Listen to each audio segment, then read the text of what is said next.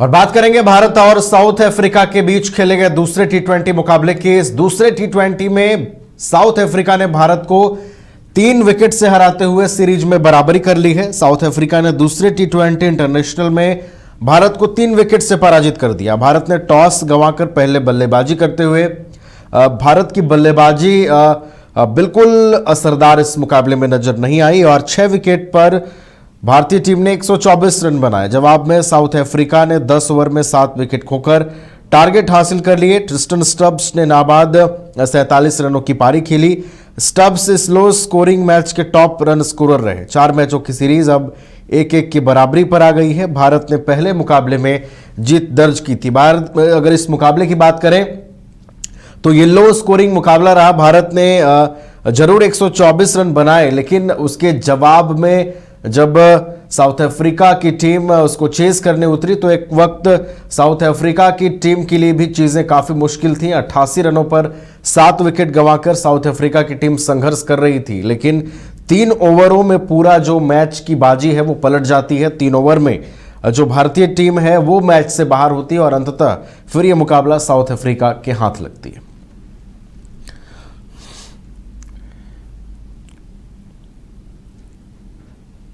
तो एक समय अफ्रीकी टीम 86 रन के स्कोर पर 7 विकेट गंवाकर बिल्कुल संघर्ष करती हुई नजर आ रही थी।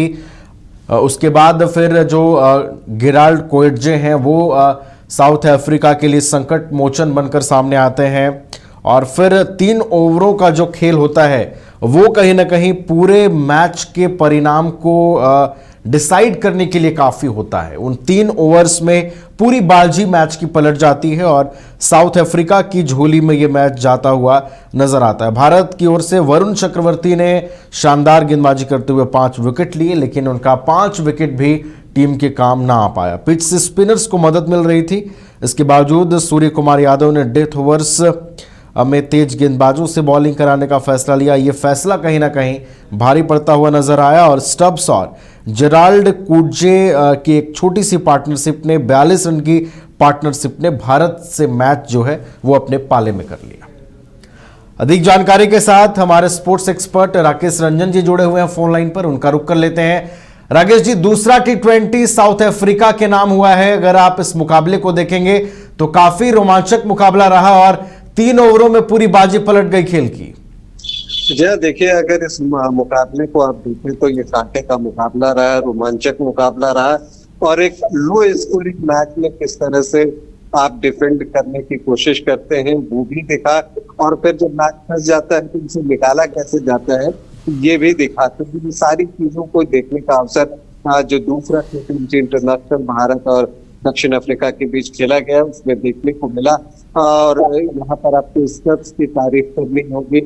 काफी प्रतिभाशाली खिलाड़ी हैं और कई बार वो अपनी प्रतिभा के साथ न्याय नहीं कर पाते हैं तो दुख होता है, लेकिन कल उन्होंने दिखाया कि क्यों उन्हें लगातार सफल नहीं होने के बावजूद भी टीम में जगह दी जाती है।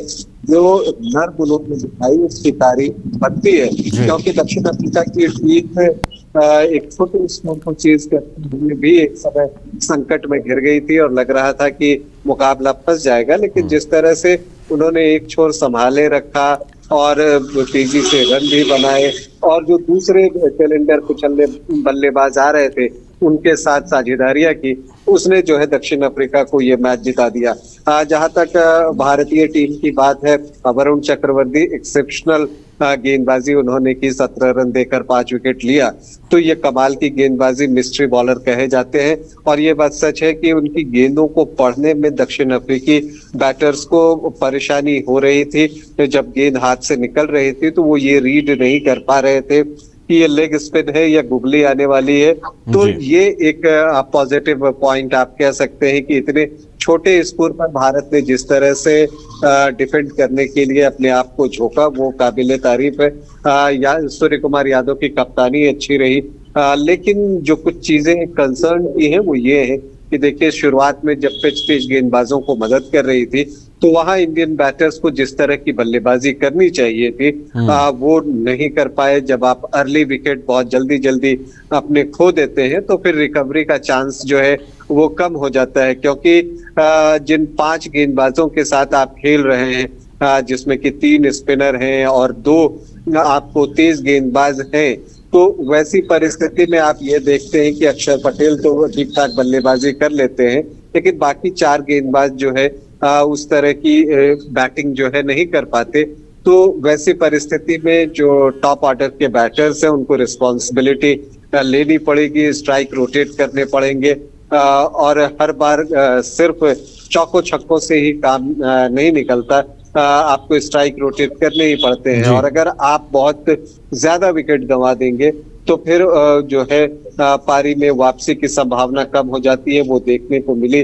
अगर आप T20 इंटरनेशनल में, मॉडर्न डे T20 में खास करके अगर आप 125 रन बनाते हैं तो वो कोई स्कोर होता नहीं है, लेकिन बावजूद इसके जिस तरह की बल्लेबाजी हुई, शुरू में लग रहा था कि पिच तेज गेंदबाजों को मदद कर रही है, लेकिन वरुण चक्रवर्ती ने जिस तरह से गेंदबाजी की, पिच लगने लगा कि स्पिनर्स के मुफीद है। तो एक बेहतरीन मैच क्रिकेट के लिहाज से अगर आप कहें तो ये एक बेहतरीन मुकाबला था, देखने लायक मुकाबला था। एक लो स्कोरिंग मैच में किस तरह से रोमांच पैदा हो सकता है ये देखने को मिला। उम्मीद है कि जो गलतियां भारतीय टीम से हुई खास करके बल्लेबाजी में, उसको दूर करके भारत तीसरे T20 इंटरनेशनल में मैदान में उतरेगा। चलिए, तो तीसरे T20 में अब वापसी की उम्मीदें हैं भारतीय टीम से। फिलहाल सीरीज 1-1 से बराबर हो गई है और 13 नवंबर को अगला T20 मुकाबला खेला जाएगा और भारतीय टीम से उम्मीदें हैं कि जो भी चूक इस मुकाबले में हुई है उससे भारतीय टीम सीखेगी और वापसी करेगी। बहुत बहुत धन्यवाद राकेश जी आपका हमारे साथ जुड़ने के लिए, तमाम जानकारियों के लिए।